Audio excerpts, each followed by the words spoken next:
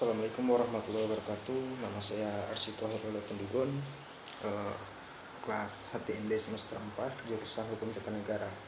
Pada kesempatan kali ini saya akan merefleksikan kembali apa yang telah dijelaskan oleh dosen saya sebelumnya, yaitu Ibu Mulyaningsih Gatili SIP MH, terkait dengan materi negara hukum dan demokrasi.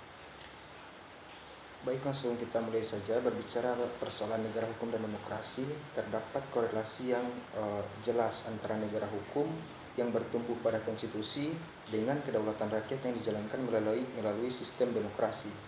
Dalam sistem demokrasi, partisipasi rakyat merupakan esensi pada sistem ini. Dengan kata lain, bahwa hukum harus ditopang dalam sistem demokrasi. Demokrasi tanpa pengetahuan hukum akan kehilangan arah. Demokrasi merupakan cara yang aman untuk mempertahankan kontrol atas negara hukum.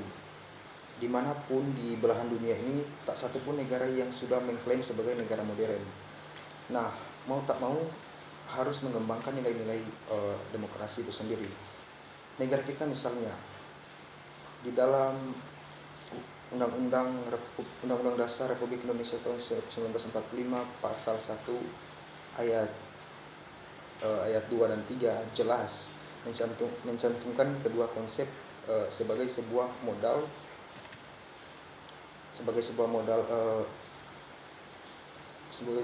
bentuk dan kedaulatannya.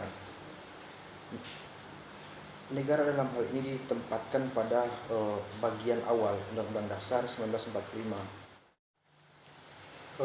Setidaknya bahwa antara konsep hukum dan demokrasi memiliki nilai historis yang sama, yaitu dilahirkan untuk membendung adanya kesewenang-wenangan dan kekuasaan yang mempraktikkan sistem absolut dan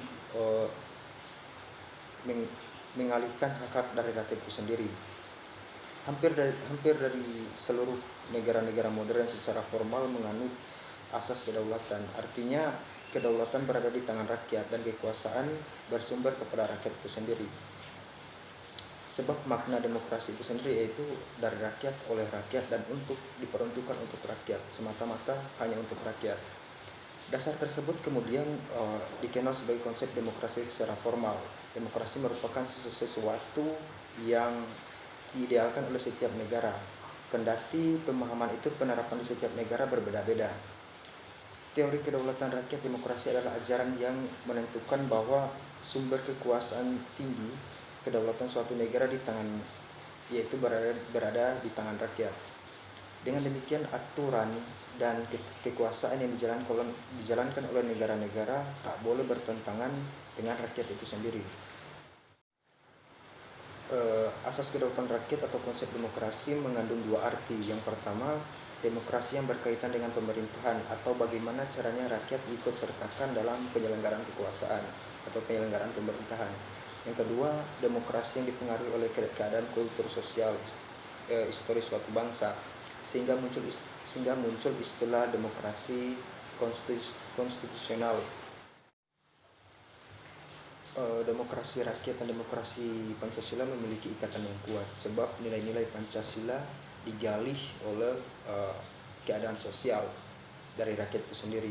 Yang jelas bahwa negara di belahan dunia manapun pasti akan berbicara persoalan rakyat.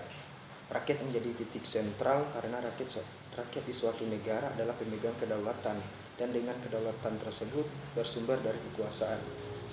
Pengertian lain dari negara hukum secara umum ialah kekuasaan negara dibatasi oleh hukum, dan hukum lahir karena adanya rakyat itu sendiri.